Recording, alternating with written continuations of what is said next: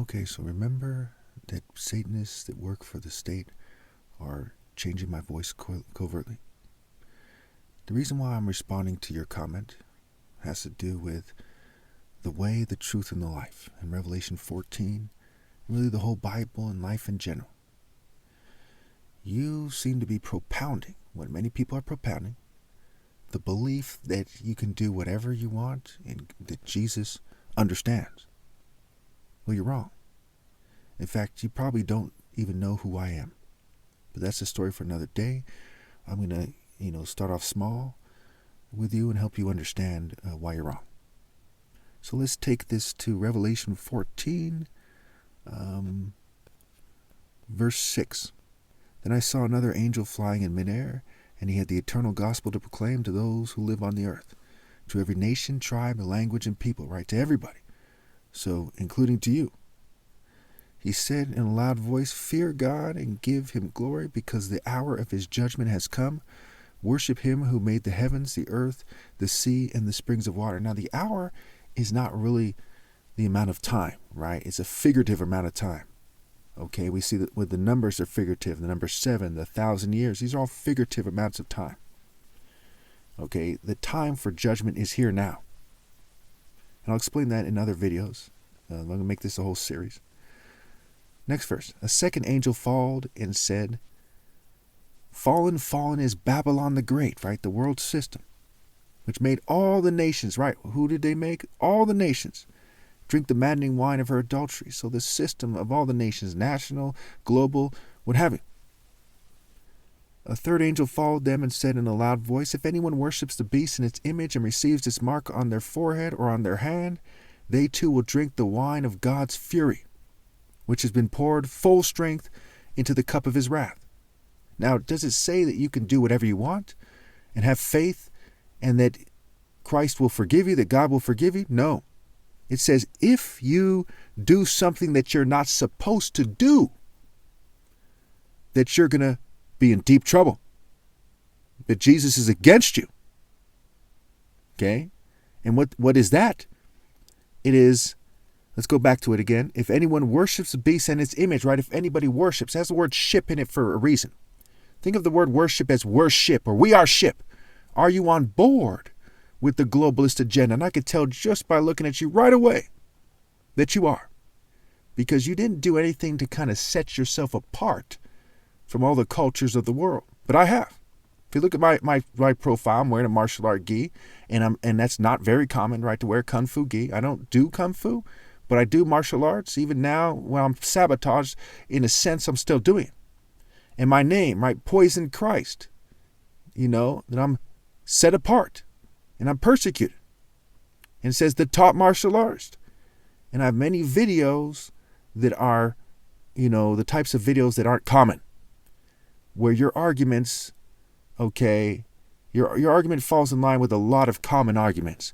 And you look like a very common, a person from a very common culture. And broad is the way that leads to destruction, and narrow is the way that leads to life, right? The way, the truth, and the life. The life. When all is said and done, did your life measure up? This is Revelation 14. Jesus comes back raging war in Revelation 19.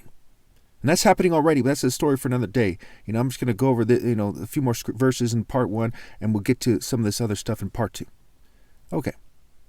So it says, if anyone worships the beast in its image and receives its mark on their forehead or on their hand, they too will drink the wine of God's fury. God's mad at them, right? Which has been poured full strength into the cup of his wrath. So if you can do whatever you want and just believe and pray, how come these people who accepted the mark of the beast, okay, are getting God's fury in full strength, his full wrath? And it goes on to say they will be tormented with burning sulfur in the presence of the holy angels and of the Lamb, and the smoke of their torment will rise forever and ever. There will be no rest day or night for those who worship the beast and its image, or for anyone who receives the mark of its name. This calls for patience and endurance on the part of the people of God who keep his commands and remain faithful to Jesus. So who does it say are the people of God? The people who keep his commands and remain faithful to his Son, Christ, the Christos, the Anointed One. Okay? So how did they not, how did they not remain faithful? They didn't keep his commands, right? They accepted the boundaries of the beast, which is the boundaries of doing the work of the devil. That's why the mark's on their forehead and on their hand. And you see the 666 for Solomon, 666 talents of gold tax is called talents, right? What are they skilled at doing? What are their repetition of doing? What are they refining their ability to do? To face the world in the divine order and do God's work, or to do the deeds of the devil? Now watch, you'll see that I'm right here. If you don't see I'm right already, you'll see that I'm right. Then I heard a voice from heaven say, write this. It says, write this. A voice from heaven saying, write this. Blessed are the dead who die in the Lord from now on. Yes, says the Spirit, they will rest from their labor, for their deeds will follow them. It says, blessed are the dead who die in the Lord, who die in the process of doing God's work. As you're just one of millions of people on social media who say the same sorts of things, who say, you have faith in Jesus and you say amen and all this stuff. That means nothing at all to God. That's what Christ said in the New Testament is mere lip service. Are you in the divine order? No. How I know that is a story for another day. You have to see other videos in the series. I want to make sure that you understand I'm right in this first video before I give you some more controversial information. Okay. You're not in the divine order. You're not doing the work of God because you haven't set yourself apart. When you see in them paintings, right, we see angels that, they're misrepresented like as fairies or something, okay? But they've made them different than the demons and the regular people. Because those people who do God's work, they're set apart.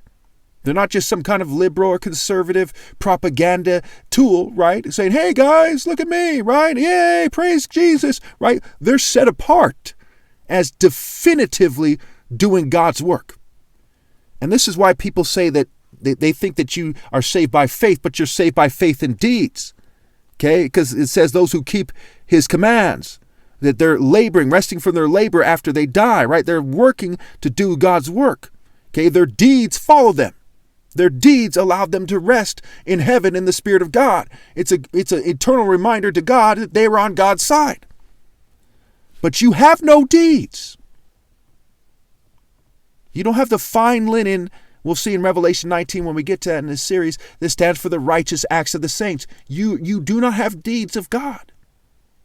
You are not on the verge of going to heaven. And we'll see in later parts in this series, there's a reason that you don't know who I am, even though I am the top martial artist ever possible. Now, some of you might make the mistake of saying that I don't know this person. So how can I say this?